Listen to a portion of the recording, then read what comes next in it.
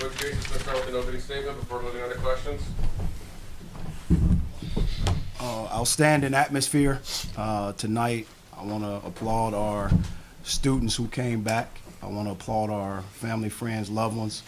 I want to applaud the entire Columbia community. The atmosphere was great, both ends of the court. Whichever play we made positive, I thought we were very, very balanced in terms of the crowd noise, celebrating the small things that we were able to accomplish. So I appreciate that. Kentucky's a great basketball program traditionally. My mentor, Leonard Hamilton, longtime assistant, associate head coach under Joe B. Hall. He shared so many stories with me during my time under his tutelage. Just conversations, right, of how special of a place Kentucky is, but more importantly, a program, the tradition. So ultimately, when I took Desiree Reed Francois' call, I thought about the parallel of tradition. Mizzou has tradition, and I thought about that. I thought about how special of a fan base we have, and I was only comparing it in rationale to what Leonard Hamilton had told me about Kentucky. Now, I knew good and well Kentucky was never going to call me. I knew that, so I had to understand, who else has passion, and the passion that Mizzou fans have of the logo and the institution is a special thing. And now, obviously, as the Witten family head men's basketball coach, I'm thrilled to be in this position.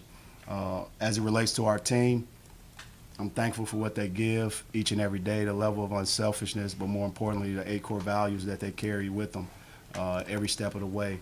Friendship, love, accountability, trust, discipline, unselfishness, enthusiasm, and toughness. They carry it with them in every place, every corner.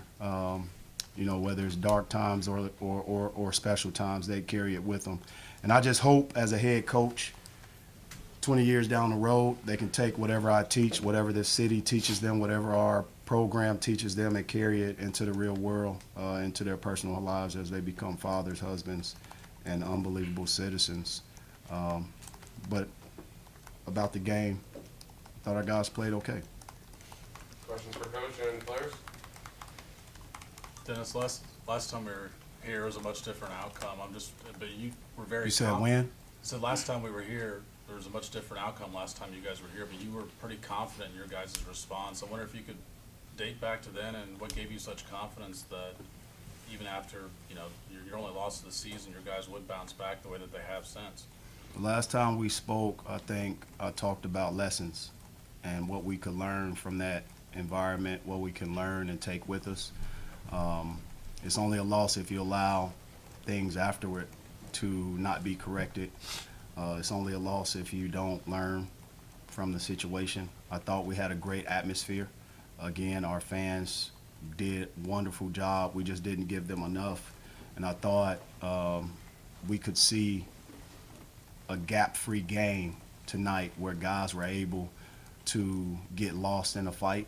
I thought they didn't care what the scoreboard read. They didn't care the moment. Kentucky had some runs. They did a great job, but I don't think our guys blinked one bit, and they stayed connected with each other, and that's the most important thing.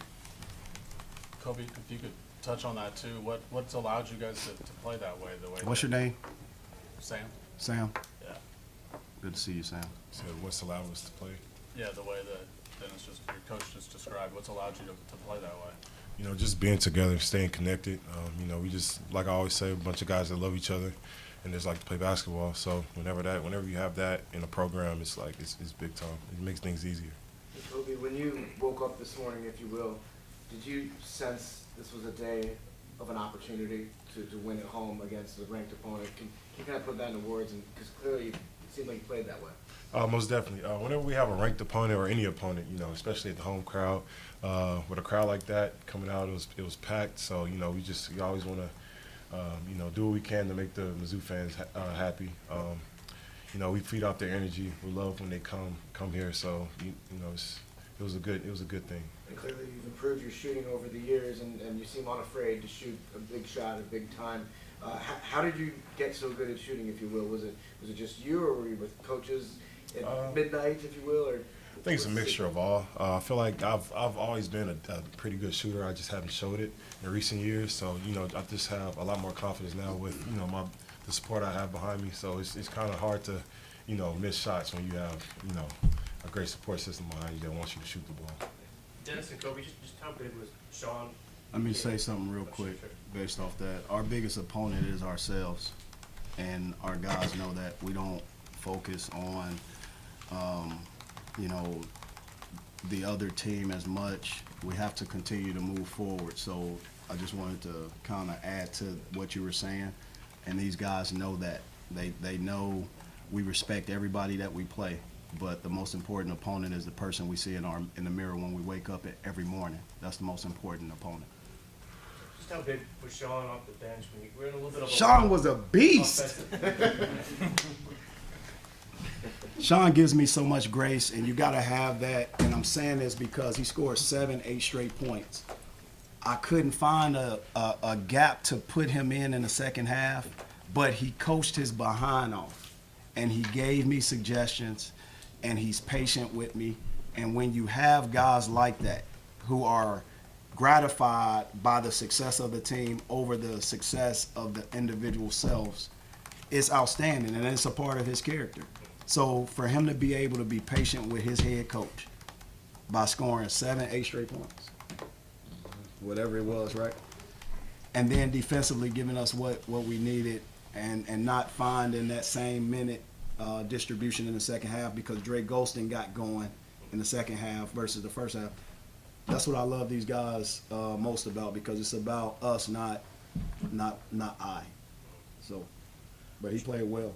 Sean, that not backing down from any fight like Coach is talking about, I mean, whether it's Demoy going 1-on-3 or Aiden kind of going toe-to-toe and tying up Oscar for 10 seconds, is that something that you guys have learned, or is that some guys on this team just have? We all have it. I mean, we all pretty much dogs, and we grind every day. We've been here for about 6 months, in the gym, in the sand, on football fields. Like, it's just in us, and it's been built in us since we got here. So, I mean, showing up today, I mean, we just been playing our hearts out and getting lost in the fight. Sean and Kobe, I'm curious, with that moment with Aiden and to what you said, Sean, what did that mean to see him kind of, refuse to back down and be unafraid to go up against a guy like that and, show no fear? We expect it from him. I mean, I don't know about you guys, but we don't want him to back down. I mean, even though he's a freshman or, he's just out there, he's just as strong, just as athletic, any of the guys out there. We had his back, and we glad he's doing that. Hey, Sean, it's sometimes awkward to ask one player about another player when the other player's just sitting right there. But can you tell me what impresses you about your teammate Kobe Brown? Everything. If I may follow up, could you give some specifics? Just he's patient. We got to tell him to do it. I mean, even in the game tonight, he should have had 50. He was passing the ball still, but he's patient and takes what the defense gives him, catch and shoot threes, drives. Still trying to find his teammates when he should go score it. So I mean, we just love that he's unselfish and just plays the game the right way. Kobe and Sean, Coach has mentioned how important it was to get better during this winter break. I'm curious what went into that for you guys, and what's been the difference these last couple Don't of give them the secrets. Yeah, Don't give them the secrets. Just a lot of work. Yeah. A lot of work. I can't tell you what exactly we did, but just a lot of work went into it, and I mean, that's for him to tell. We have our sports psychologist, Dr. Joe Carr, sitting right there, and we do a lot of team building. And he's been in my life since I was 18 years old. And again, I'll tell the same story that I've told before. I said at 18, when I become a head coach, I want you to work with my team. And before I even called my wife and said I had the Cleveland State job, I called Doc Carr. He cleared his schedule, no matter what was on that schedule. The same thing applies once I found out I was the Witten family head men's basketball coach here. I called Dr. Carr, didn't really tell my wife yet. Doc, what's your schedule? He cleared his schedule, and he's been with us every step of the way. Obviously, the summer months of building that camaraderie and that chemistry all the way through the summers, and obviously this fall. So I thank him. Doc, thank you for being in my life. I love you. but it's about the guys buying in, their families, their friends, their loved ones, allowing a stranger to impact their life in a short period of time, but also their trust to be able to break down the barriers, the walls that exist between the differences of people coming from different walks of life. That's what it's about. That's the special thing that you see. You see the bond of not just these two, but how our entire team is connected with each other. You see the respect that they have for the leadership. You see the respect that they have for the titles that I've given them over the summer. You see the respect that they have with the staff as well. You see their respect level with managers. They see it every single day, and we just try to continue to get better and move the needle one step at a time.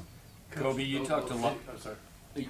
Kobe, you talked a lot in the preseason about getting in better shape and the difference that made. I mean, I think you played all but about 6 minutes in the last two games. How important has that conditioning been for you? Huge, definitely huge. You know, just working. I come in and I work with Coach Sean Connery. You know, on off days I try to run the treadmill, just do something. Every now and then, you know, unless I'm like really sore or something. But other than that, no, I try to like when games I don't play a lot, maybe I was in foul trouble, I come in the next day and run a little bit. So, you know, I'm just trying to stay in shape and get in better shape as the season goes. Coach, Nick and DeBoy both played over 30 minutes without a turnover tonight. How difficult is that in that atmosphere and that intensity to be able to take care of the ball to that degree? I don't think it's difficult if it's a habit that has been built over a period of time. These guys know how important that is. They hold each other accountable. It's right along with the question about Aiden Shaw. These guys challenge each other every day. And again, we're responsible for sharpening each and every instinct that we have. And whether it's defensive pressure, I don't expect any team to put more pressure on us than we put on ourselves every single day in practice. I don't expect our guys to not compete at the highest level. I don't care if we practice for an hour, 30 minutes, no matter what drill it is. I want our guys to compete, but I also want them to compete in life. I want them to compete in the classroom. I'm excited about the record GPA. What was it, a 3.6 team GPA or something like that? 3.4. I'm sorry, 3.4. I want them to compete. And you hear conversations, you hear Kobe saying, hey, I got a 4.0, what y'all got, right? That is important because those are real reps of competition. It's just not between the lines. So if you can get lost in those real reps of what you stand for, your core values every single day, no matter if you're on the court or off the court, weight room, classroom, walking down the street, right? You're getting better. And that's what I expect our guys to continue to do. Coach, you said the team played okay tonight. Is there anything that jumps out at you immediately that you want to improve on after this one? Man, Oscar had 19 rebounds.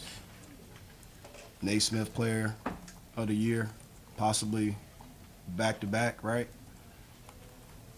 But I just think this is a team game, and whenever you have a team looking at it and not being distraught, not pointing fingers, not giving in to what maybe a social media or even newspaper clippings could deliver. I just think guys just need to remain connected. It was okay, and I got to debrief. And when I say okay, I can't, put, the cart before the horse. I have to watch the film to really give you guys an answer and gauge it correctly because it was so much that happened so fast. I'm proud of my staff, our staff. I am proud of our staff, the way they prepare, right? I'm proud of our players, the healthy dialogue that we have and shoot around, walk through film sessions. It's not just a one-way conversation that happens. It's these guys giving their unique perspective, challenging coaches and even myself to think deeper. When you have that type of team and that type of community, you have a community that's learning, a community that's responsible for sharpening each other's instincts. And I appreciate that with our guys. And obviously what they did between the lines, yeah, it was okay because ultimately we won by 14, but I thought we were up by 22, and I thought we gave up some easy baskets, but I'm proud of what we were able to do defensively. I thought during the game we were able to keep Kentucky off balance once we changed from man-to-man press to that zone. and our guys were able, coach, we should just stay and hold and do it. They make suggestions. I just listen. They boss me around. I accept it. So now once I watch film, it's my turn to boss them around and give them my thoughts. They'll get film. I'll probably send them some clips early in the morning or something. But we'll continue to analyze it and dissect it and see what we need to do better. Time for one more question. Dennis, when were you challenged most today? What's that? When were you challenged most today? When were we challenged? We were challenged when we woke up and we saw the reflection in the mirror and the individual goals that we all have, making sure that we're able to merge them with the team's success. I think ultimately that's the managing part, but also I want to be candid with these guys, and we talk about it, we discuss it. It's not always smooth to put your individual goals to the left or right and focus on the team goals. That's not easy when you have family, friends, loved ones who want to just really see you succeed. Sometimes that takes toughness to tell mom, dad, cousin, AAU coach, look, we got it. We're okay. Or no, you're incorrect. The toughest game to play in any college season is coming from Christmas break when you get back to your families. And now you hear how bad your head coach is from your uncle or cousins, or why you're not playing. So we meet those things head on, and we have real dialogue and real conversations. So I don't know if I'm answering your question, but I'm answering it the best of my ability as it relates to the team. That's the biggest struggle every day. Waking up, the reflection that they see in the mirror, and now I have to galvanize and push them back together. All right, thanks, guys. MIZ.